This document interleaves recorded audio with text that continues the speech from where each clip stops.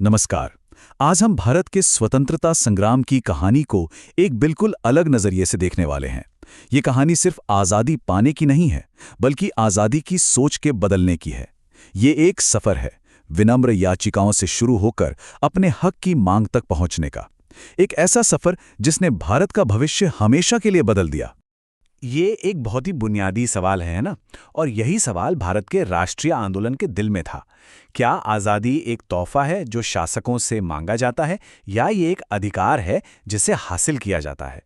इसी सवाल के जवाब में छिपा है कांग्रेस की रणनीति में आया वो जबरदस्त बदलाव। तो चलिए कहानी की शुरुआत करते हैं। साल था 1885, जब भारतीय राष्ट्रीय कांग्रेस की स्थापना हुई।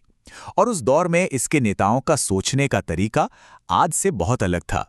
जी हाँ, सुनने में थोड़ा अजीब लग सकता है, पर यह सच है। इन शुरुआती नेताओं को, जिन्हें हम नरमपंथी या मॉडरेट्स कहते हैं, ब्रिटिश न्याय व्यवस्था पर पूरा भरोसा था। उन्हें लगता था कि अंग्रेज सरकार दिल से अच्छी है, बस उन्हें भारत की असली परेशानियों के बारे में पता नहीं है। और इनका काम करने का तरीका भी बड़ा दिलचस्प था। इसे कहते थे ट्रिपल पी अप्रोच, यानी पिटिशन, प्रेयर और प्रोटेस्ट।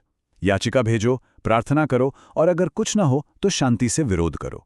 ध्यान देने वाली बात यह है कि ये सब कुछ कानून के दायरे में होता था। उनका मकसद ब्रिटिश राज को हटाना नहीं, बल्कि उसमें सुधार लाना था। और उनकी मांगें देखें तो ये बात और भी साफ हो जाती है। सिविल सर्विस में और भारतीयों को जगह मिले, टैक्स कम हो, प्रेस को आज़ादी मिले, ये सब सुधारों की मांगें थीं, पूरी आज़ादी की नहीं। मतलब सिस्टम को बदलना नहीं था, सिस्टम के अंदर रहकर ही उसे बेहतर बनाना था। पर ये जो भरोसे और निष्ठा की राजनीति थी ना, ये ज़्यादा दिन तक चल नहीं सकी। बहुत जल्द ये साफ होने लगा कि सिर्फ अर्जियों से काम नहीं चलने वाला। और फिर आया पहला बड़ा झटका, दादाभाई नौरोजी की ड्रेन ऑफ वेल्थ थ्योरी। उन्होंने आंकड़ों से ये साबित कर दिया कि ब्रिटिश राज भारत की भलाई नहीं, बल्कि सिस्टमैटिकली भारत का पैसा लूटकर ब्रिटेन ले जा रहा है। इस एक थ्योरी ने न्यायप्रिय ब्रिटिश शासन की पूरी इमेज पर ही सवाल खड़ा कर दिया। और अगर कोई शक बचा भी था तो 1905 में वो भी दूर हो गया। हुआ बंगाल का विभाजन। लाखों भारतीयों के विरोध और हजारों याचिकाओं के बावजूद अंग्रेजों ने बंगाल को बांट दिया। इस एक घटना ने ये शीशे की तरह साफ कर दिया कि जब ब्रिटिश हितों की बात आती है तो भारतीयों की आवाज की कोई कीमत नहीं है। और यहीं से जन्म हुआ नेताओं की एक नई, ज्यादा आक्रामक पीढ़ी का। और यहीं पर आंदोलन दो हिस्सों में बंट गया। एक तरफ थे नरमपंथी, जो अब भी सुधार चाहते थे, और दूसरी तरफ थे गरमपंथी, यानी एक्सट्रीमिस्ट, जिनका लक्ष्य अब एक ही था, पूर्ण स्वराज। उनके तरीके भी बदल चुके थे। अब याचिकाओं की जगह बहिष्कार और सड़कों पर संघर्ष ने ले ली थी। बाल गंगाधर तिलक का ये नारा सिर्फ एक नारा नहीं था, ये उस नई सोच का, उस नए आत्मविश्वास का ऐलान था। अब लहजा मांगने वाला नहीं रहा, अब लहजा अधिकार जताने वाला था। ये एक बहुत बहुत बड़ा बदलाव था।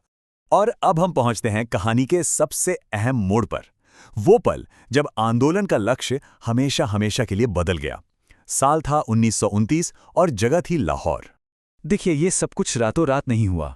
1905 में बंगाल विभाजन से जो चिंगारी भड़की थी वो लगातार सुलग रही थी।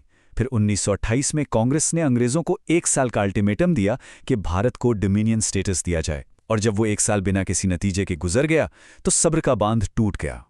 और लाहौर में कांग्रेस ने वो ऐतिहासिक प्रस्ताव पास किया, पूर्ण स्वराज का प्रस्ताव। जरा इस घोषणा के शब्दों पर गौर कीजिए। ये कोई याचिका नहीं है, कोई गुजारिश नहीं है, ये अधिकारों का एक शक्तिशाली ऐलान है। ये कह रहा है कि आज़ादी हमारा जन्मसिद्ध हक है, कोई भीख या दान नहीं। ये सिर्फ एक प्रस्ताव नहीं था, ये पूरी सोच में, पूरी रणनीति में एक क्रांतिकारी बदलाव था। और यही इस पूरी कहानी का निचोड़ है। जैसा कि विद्वान कहते हैं, आंदोलन अब दान की भाषा नहीं, बल्कि न्याय की भाषा बोल रहा था। स्वतंत्रता को एक एहसान की तरह मांगने से लेकर उसे एक बुनियादी अधिकार के तौर पर हासिल करने तक का सफर यहां पूरा हुआ। अब इस नए अधिकार के लिए एक नया रास्ता बनाना था।